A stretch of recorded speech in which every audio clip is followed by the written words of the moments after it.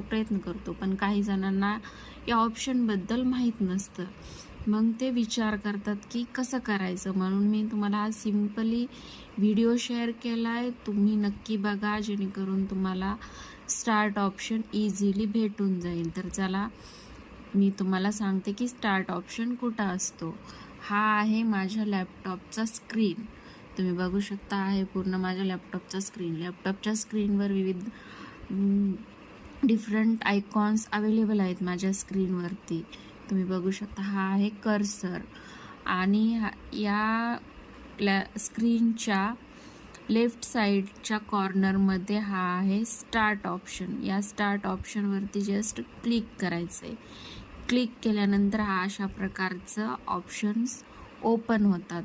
मग असे ऑप्शन्स आल्यानंतर जस्ट ह्या पॉवर बटनवरती जायचे. पॉवर बटनवरती क्लिक केल्यानंतर तुम्हाला भेटतील 3 ऑप्शन्स, रिस्टार्ट, शटडाऊन आणि स्लीप. तर आपल्याला यावेळेस काय करायचं आहे, हा लॅपटॉप और डेस्कटॉप रिस्टार्ट करायचं आहे. म्हणून तुम्ही काय करायचं, रिस्टार्ट ऑप्शनवरती जस्ट क्लिक करायचं.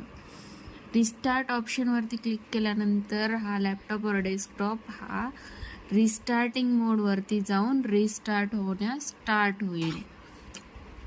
हा बघा पूर्ण रिस्टार्ट होऊन हा आपला लॅपटॉप ओपन होत आहे. हा आहे सिंपल ऑप्शन, जेणेकरून तुम्ही यूज करू शकता, रिस्टार्ट करू शकता.